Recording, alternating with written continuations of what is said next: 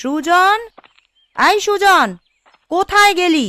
বলি এখনো খাওয়া হয়নি তোর? কেবল তো কয়েকটা পান্তা ভাত নিয়ে বসলাম কাকিমা, ভাতগুলো শেষ করতে দেবে তো? আরে তোর ভাত শেষ করতে করতে ওদিকে হাট যে ভেঙে যাবে। বলি ঘরে যে শাকসবজি কিছুই নেই, সে খেয়াল আছে? খেয়াল থাকবে না কেন? তুমি তো কালকে রাতেই বলেছিলে আজকে বাজারে গিয়ে মাছ আর তরকারি কিনে আনতে। তা এখন কয়টা বাজে দেখ তো, এখন গিয়ে কিছু কিনতে পারবি কি? গিন্নি, কি হয়েছে বলো তো? সকালবেলা চেঁচামেচি শুরু করেছো কেন? বলি রোজ রোজ তোমাদের হট্টগোল আর ভালো লাগে না। চেঁচামেচি করব না? সকাল হতে না হতেই তোমার ভাইপো ওই পান্তা ভাত নিয়ে বসেছে, ওদিকে এখনো রান্না বাড়া হয়নি। আমার মানিক কি খেয়ে স্কুলে যাবে বলো দেখিনি? বাজারটা মানিককে দিয়েও করাতে পারতে গিন্নি। ছেলেটা সকালে উঠে দুমুঠো ভাত নিয়ে বসলো, এভাবে তাকে গালাগালি না করলেও হতো। কি আমি গালাগালি করছি? আচ্ছা সুজন, তুই বল, তোকে আমি কি এমন বলেছি যে গালি হয়ে গেছে? না না, কাকিমা কিছু বলেনি কাকু, কেবল বলেছে হাটে গেলে ভালো হতো। দেখলে দেখলে তো আমি কত ভালো করে করে বলেছি, আর তুমি কথাগুলোকে গালাগালি বানিয়ে ফেললে। আমি তোমার সাথে কথায় পারবো না গিন্নি, তোমার যা ভালো মনে হয় তাই করো।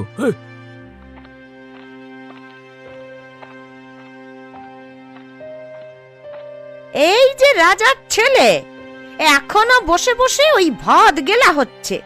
বলি ওঠ, উঠে এক্ষুনি হাটে যা। ভাতগুলো শেষ করে যায় না কাকিমা? না, এত সময় আর নেই, এক্ষুনি হাটে যাবি তুই, না হলে সারাদিন আর পাতে ভাত জুটবে না, এই বলে দিলাম। ঠিক আছে, আমি এক্ষুনি যাচ্ছি তবে।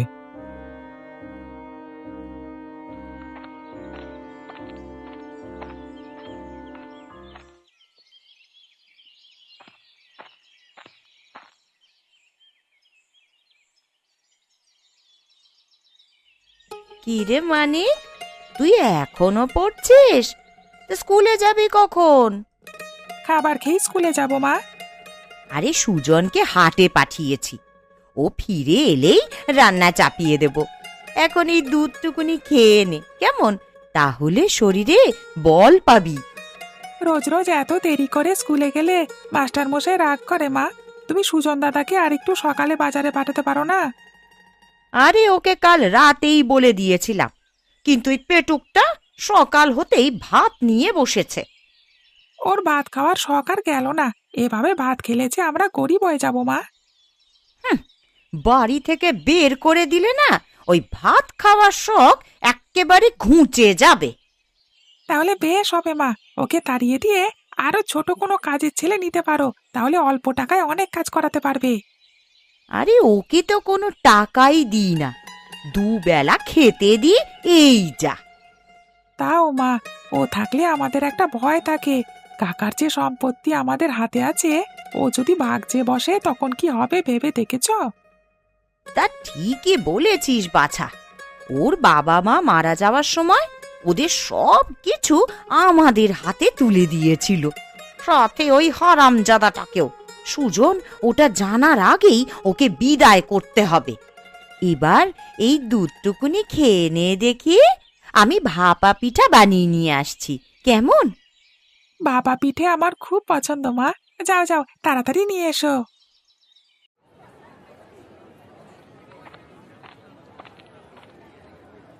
কি জেলে কি দেখছো অমন করে? মাছ নিলে বলো, না হলে কেটে পড়ো। তোমার ওই চিংড়িগুলো দেখছিলাম, ওগুলো দিয়ে চচ্চড়ি রান্না করলে খুব মজার হবে বলো। হ্যাঁ, তা দেবো নাকি 1 সের চিংড়ি? দাম বেশি হবে না, মাত্র 20 টাকা। না না, আমি মাছ কিনেছি, তাছাড়া কাকিমা ওসব ছোট মাছ একদম পছন্দ করেন না। আরে একদিনে কিছু হবে না, তাছাড়া এই চিংড়ি কষ্ট করে কাটতে হবে না, কেবল দাঁতটা ফেলে দিয়ে রান্না করলে হবে। তারপরও নিতে খুব ভয় করে, এমনিতেই তিনি যা রেগে থাকেন, অনুমতি ছাড়া কিছু নিয়ে গেলে কি করবেন বিধাতাই জানেন। এই চিংড়ি খেতে খুবই সুস্বাদু হবে খোকা, একবার নিয়ে গিয়ে দেখো না। এগুলো নিয়ে গেলে তোমার কাকিমা খুবই খুশি হবে। তাছাড়া এগুলো অল্প দামে তোমায় দিয়ে দিচ্ছি, 10 টাকা দিয়ে পুরোটা নিয়ে নাও। বেশ, তাহলে দাও, দেখি অল্প দামে চিংড়ি নিয়ে কাকিমাকে খুশি করতে পারি কিনা। আর হ্যাঁ, বিমলের দোকান থেকে এক আটি কচু নিয়ে যেও। হ্যাঁ, কচু দিয়ে চিংড়ি মাছ খেতে বেশ ভালো লাগে। না না, তার আর দরকার হবে না। কাকিমা একদম কচু শাক পছন্দ করে না, এগুলি চলবে।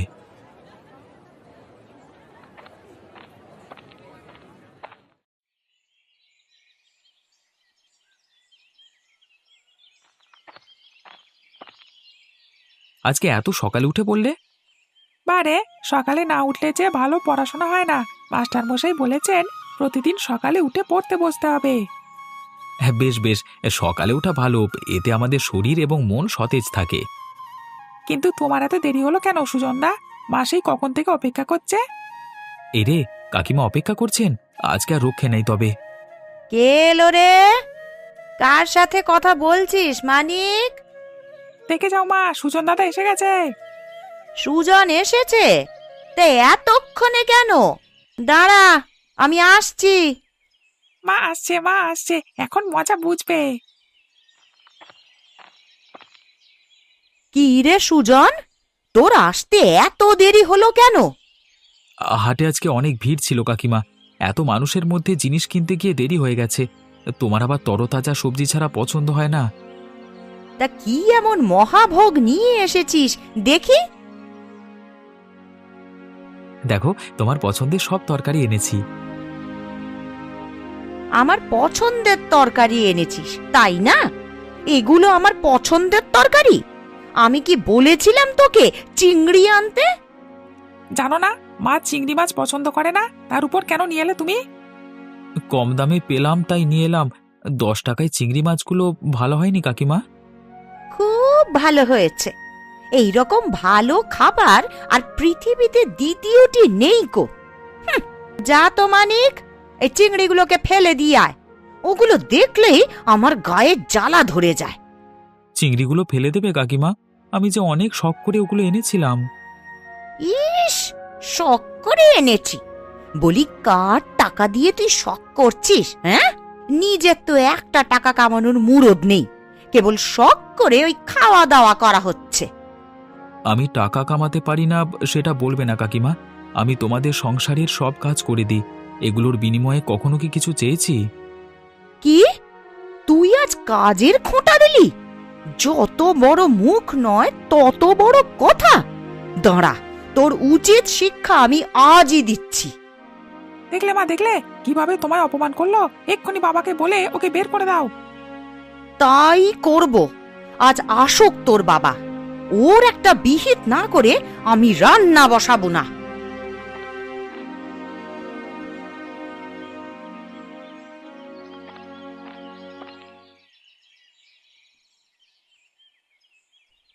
গিন্নি, কি হয়েছে তোমার? আজকে রান্না করনি যে? শরীর খারাপ হলো নাকি? আজ থেকে রান্না বান্না সব বন্ধ। এ বাড়ির কোনো কিছু আমি মুখে দেব না।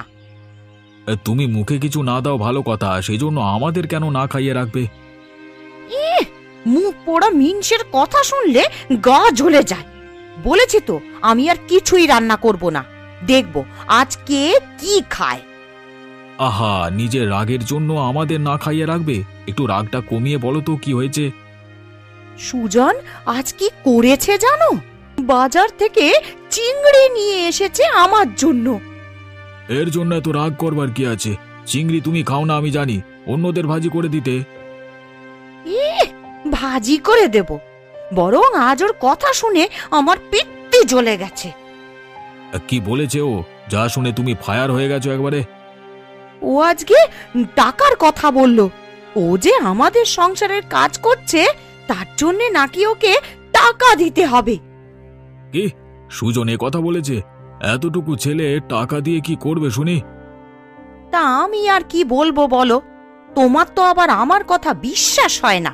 দাঁড়াও, মানিককে ডাকছি, ওই বলবে আর কি কি বলেছে। না না, ওকে ডাকবার দরকার নেই, আমি সুজনকে ডেকে বলে দিচ্ছি।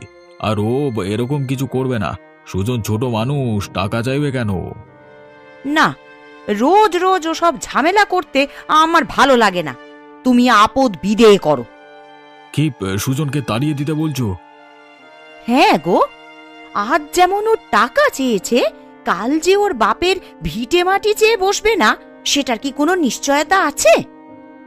তা তো ভুল বলনি গিন্নি, সে তো একদিন না একদিন জেনে শুনে চাইবেই। সেটাই বলছি, এত কষ্ট করে সুজনকে বড় করলাম, এখন সে যদি আমাদের কাছে সম্পদ দাবি করে তাহলে তো তা ঠিক হবে না। তাছাড়া আমাদের মানিকেরও তো একটা ভবিষ্যৎ আছে, কি বলো? বটে বটে বটে, এভাবে তো আমি ভেবে দেখিনি। তা কি করা যায় বলো তো? আমি বলি কি, ওকে তুমি বাড়ি থেকে বের করে দাও, তাহলেই ঝামেলা চুকে যাবে। এ কি বলছো তুমি? বাড়ি থেকে তাড়িয়ে দিলে ও যাবে কোথায়? আরে কোথাও না কোথাও তো যাবে, এত বড় দুনিয়াতে ওর থাকার জায়গার অভাব হবে না। বেশ, আমি এক্ষুনি তবে ডেকে পাঠাচ্ছি। চলো, আমিও যাব তোমার সাথে। তুমি কি বলতে গিয়ে কি বলে ফেলো কে জানে।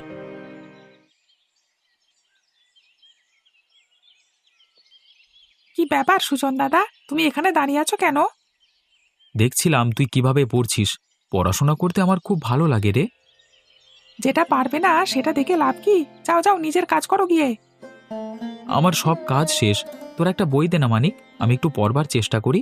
জানিস, ছোটবেলায় পাঠশালায় গিয়ে আমি বই পড়া শিখেছিলাম। আমার কোনো বই তোমাকে দিতে পারবো না, পাছে পাতা ছিঁড়ে ফেলবে। আমি কিচ্ছু করব না, এমন করিস কেন রে? দে না ভাই, আমি পড়ি, ফেরত দেব। কি ব্যাপার সুজন, তুই এ ঘরে কেন? দেখো না বাবা, কখন থেকে ও আমাকে বিরক্ত করছে, মন দিয়েছে একটু পড়বো, তারও কোনো উপায় পাচ্ছি না। দেখেছো দেখেছো ছেলেটার কিভাবে পড়াশোনার ব্যাঘাত ঘটাচ্ছে। না না কাকিমা, আমি কিছু করিনি কো, শুধু ওর বইগুলো একটু পড়তে চেয়েছিলাম। আজ মানিকের বই পড়তে চেয়েছিস, কাল ওর সাথে স্কুলে যেতে বায়না ধরবি। ওগো, তুমি এত খরচ কিভাবে সামলাবে? না না, সে সুযোগ ওকে দেওয়া যাবে না। এক ছেলের খরচ জুগিয়ে হিমশিম খাচ্ছি, তার উপর আর একজনের পড়াশোনা চালানোর কথা আসেই না। আরে সেই জন্যই তো বলছি, এক্ষুনি ওকে বিদেয় করো, না হলে ও তোমার মাথা চিবিয়ে খাবে। সে কি বলছো কাকিমা, আমাকে তাড়িয়ে দেবে? আমি যাব কোথায় তোমাদের ছেড়ে? কেন, তোর মামা বাড়ি আছে না, সেখানে গিয়ে ওঠ। ওরা তো সৎ মামা, সেখানে গেলেও আমাকে তাড়িয়ে দেবে কাকু। তাহলে যেখানে ইচ্ছে সেখানে গিয়ে মর, আমার বাড়িতে আর তোকে থাকতে দেব না, এই শেষ কথা। আর তুমি যদি ওকে রেখেছো, তবে আমি তোমার সংসার আর করব না, আজই মানিককে নিয়ে বাবার বাড়িতে গিয়ে উঠব। কাকু, ও কাকু, কাকিমা কি বলে গেল, আমায় নাকি আর থাকতে দেবে না? তুই তো নিজের কানে শুনলি সব, তুই থাকলে আমাদের সংসার ভাঙবে। না না, আমার জন্য তোমাদের ক্ষতি হোক তা আমি চাই না। এই যা যা, তোর জিনিসপত্র গোছগাছ করে নে সুজন, আজকে দিনের মধ্যে তোকে বাড়ি ছাড়তে হবে। মানিক, তুই একটু কাকিমাকে বোঝা না, তোদের ছাড়া আমি কোথায় যাব বল, আমার যে আর কেউ নেই। ইস, আমায় পাগলা কুকুরে পেয়েছে। আমি তোমাকে রেখে সম্পত্তির ভাগ বসাতে যাব, তা কখনো হবে না। যাও, এক্ষুনি আমাদের বাড়ি থেকে বেরিয়ে যাও। ঠিক আছে, আমি যাচ্ছি, তবুও তোরা সুখে থাকিস। আর কাকুকে বলিস তোদের প্রতি আমার কোনো অভিযোগ নেই, তিনি যেন ভালো থাকেন।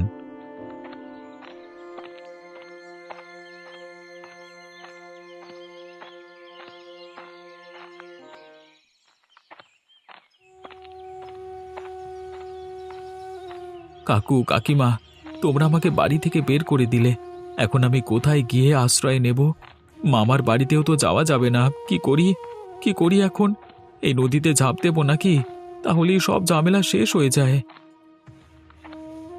না না, কিছুতেই হেরে যাওয়া যাবে না, আমাকে বেঁচে থাকতে হবে, যেভাবেই হোক কোনোভাবে ঠিক থাকতে হবে। কিন্তু তার জন্য দরকার একটি নিরাপদ আশ্রয়। আমি আশ্রয় কোথায় পাবো?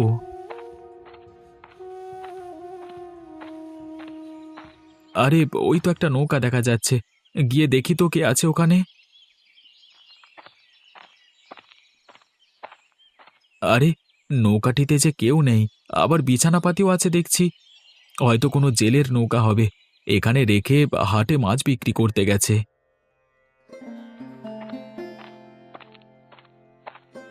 এই কে রে? কে এলো আমার নৌকাতে? চোর নাকি?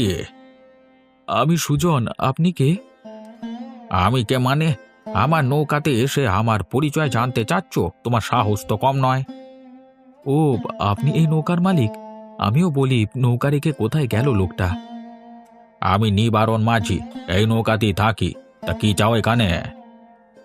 আমি এক গৃহহীন মানুষ। আপনি কি আমাকে একটু আশ্রয় দেবেন? বিনিময়ে আমি আপনার সব কাজ করে দেব। তুমি আমার ছেলের মতো বাচ্চা, আশ্রয় যেহেতু চেয়েছো তোমাকে আমি ফেলতে পারবো নিকো। তা তোমার বাবা মা কেউ নেই? না, বাবা মাকে ছোটবেলায় হারিয়েছি। এক কাকার কাছে থেকেই মানুষ হয়েছি, কিন্তু তিনি আজকে আমাকে তাড়িয়ে দিয়েছেন। আহারে, তুমি তো খুবই দুঃখী মানুষ তাহলে। কষ্ট পেয়েছো না বাচ্চা? এই তিন কুলে আমারও কেউ নেই। আজ থেকে তুমি আমার ছেলের মতোই আমার সাথেই থাকবে, কেমন? বাপ বেটা দুজনে মিলে মাছ ধরবো আর হাটে বিক্রি করে আমাদের সংসার চালাবো। আপনি আমাকে বাঁচালেন বাবা, আপনার এই ঋণ আমি আজীবন মনে রাখব। এবার ওঠো, মুখ দেখে বোঝা যাচ্ছে কিছু খাওয়া হয়নি। আর খেয়ে দিয়ে আমরা ওপারে যাব। বিকেল বেলায় ওধারে অনেক মাছ পাওয়া যায়, কেমন? তাই চলুন, আমারও খুব খিদে পেয়ে গেছে। গিন্নি, ও গিন্নি, কোথায় গেলে তুমি? বলি, আমার জুতো জোড়া দিয়ে যাও তো, এদিকে কাজেরও দেরি হয়ে যাচ্ছে। যাই বাবা, উফ, তুমি যে নিজে খুঁজে জুতোগুলো পরবে সেটাও পারো না। বলি, সব কাজ কি আমায় দিয়ে করাতে হবে? কি করবে বলো? সুজনকে দিয়ে কাজ করিয়ে অভ্যেস হয়ে গেছে, তাই নিজ হাতে আর কিছু করতে ইচ্ছে করে না। সে কি গিন্নি, কি হয়েছে তোমার? তুমি এভাবে দাঁড়িয়ে পড়লে কেন? আমার মাথাটা বড্ড ঘুরছে গো। সে কি মা, কি হলো তোমার? তুমি এমন করছো কেন? আমাকে আমাকে একটু ধর মানিক, আমি আর দাঁড়িয়ে থাকতে পারছি না।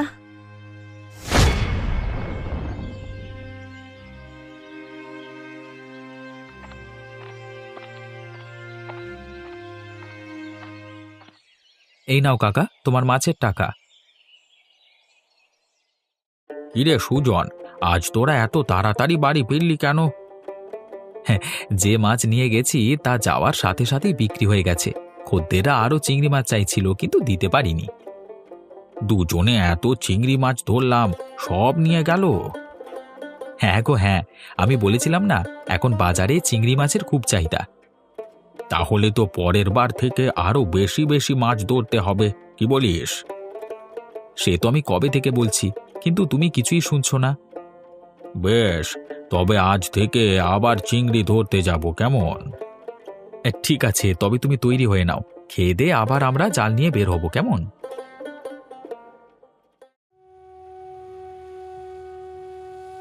কি হলো কবিরাজ মশাই, কিছু কি ধরতে পারলেন? ওরা কঠিন রোগ হয়েছে গোপাল, একে বলে কর্কট রোগ। এই রোগ সারানো খুব কঠিন। কোনো উপায় কি নেই এই রোগ সারানোর? একটা উপায় আছে, কিন্তু সে বড় কঠিন পথ। কি উপায় বলুন না কবিরাজ মশাই, যে কোনো উপায়ে আমি আমার মাকে সুস্থ করতে চাই। শোনো তাহলে, নীল সাগরের তলদেশে এক ধরনের বড় চিংড়ি মাছ পাওয়া যায়। তা তোমরা যদি সেই চিংড়ি ধরে আনতে পারো, তবেই আমি তা দিয়ে একটি ঔষধ বানিয়ে দেব। সেই ঔষধ খেলে বৌমা সুস্থ হয়ে যাবে। নীল সাগরের তলদেশ থেকে চিংড়ি আনা, সে যে অসম্ভব কাজ। পারবি মানিক তুই এ কাজ করতে? না না বাবা, নীল সাগরে ভয়ঙ্কর সব তিমি মাছ থাকে, আমি সেখানে যেতে পারবো না।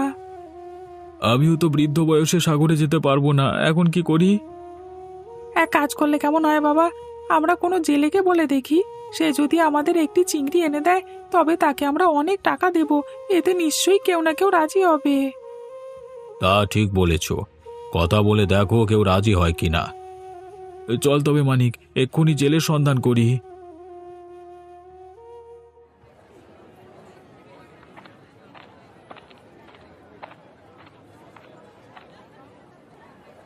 বাবু, একদম টাটকা মাছ, এ জলের দামে ছেড়ে দিচ্ছি, নেবেন নাকি একটি? আমাদের ওসব মাছ লাগবে না, তোমার কাছে চিংড়ির খোঁজে এসেছি। চিংড়ি তো আছে, এই দেখুন না কত বড় চিংড়ি মাছ, এক জোড়া কেবল 10 টাকা, নেবেন? ওই চিংড়ি নয়, আমাদের দরকার নীল সাগরের গভীরের চিংড়ি মাছ। তুমি তা এনে দিতে পারবে আমাদের?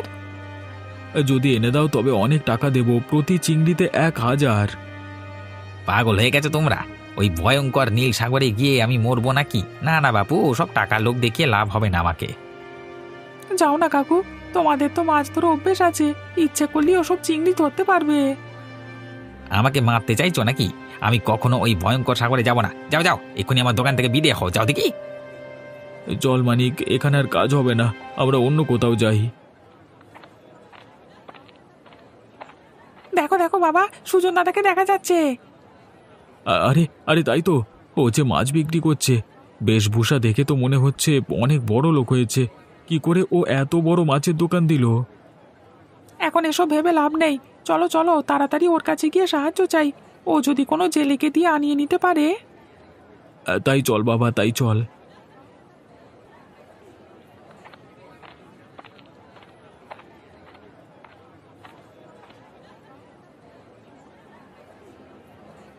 এই সুজন, চিনতে পেরেছিস আমাদের?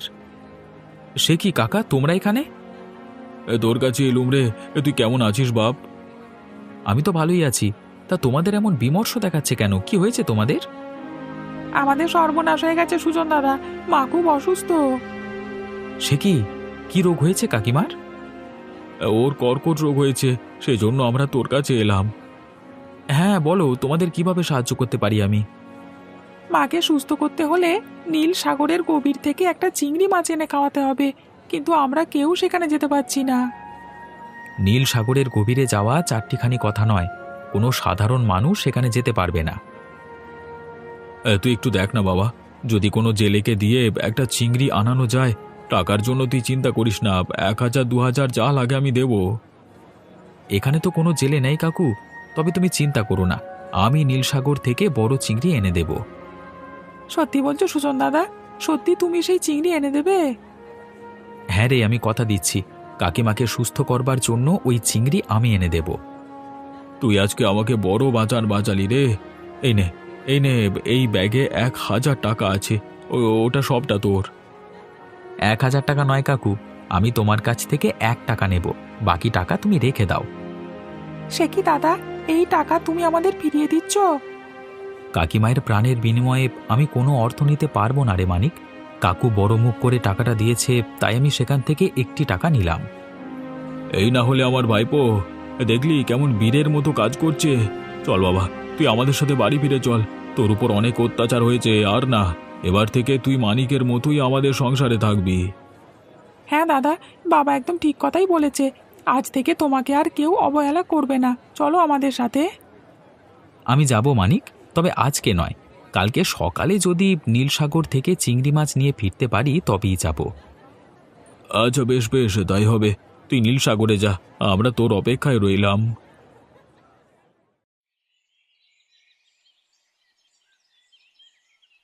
কি ব্যাপার গোপাল, চিংড়ি তো এখনো হাতে এলো না। এদিকে সূর্য উঠে যাচ্ছে, দিনের আলো বেড়ে গেলে কিন্তু ওই চিংড়িতে আর কাজ হবে না। ও বোধহয় আসবে না কবিরাজ মশাই, হয়তো ভয় পেয়েছে। কেউ কি এমন রুগীকে বাঁচানোর জন্য জীবনের ঝুঁকি নেয়? এমন বলো না গিন্নি, কালকে সুজনের চোখ মুখ আমি দেখেছি। ও মিথ্যে বলতে পারে না, হয়তো ওর কোনো বিপদ আপদ হয়েছে, সেজন্য আসতে পারছে না। তোমাদের কারোর কথা ঠিক হবে না বাবা, দেখবে সুজন দাদা ঠিকই আসবে, আমার বিশ্বাস ও আসবেই। ওই তো সুজন আসছে।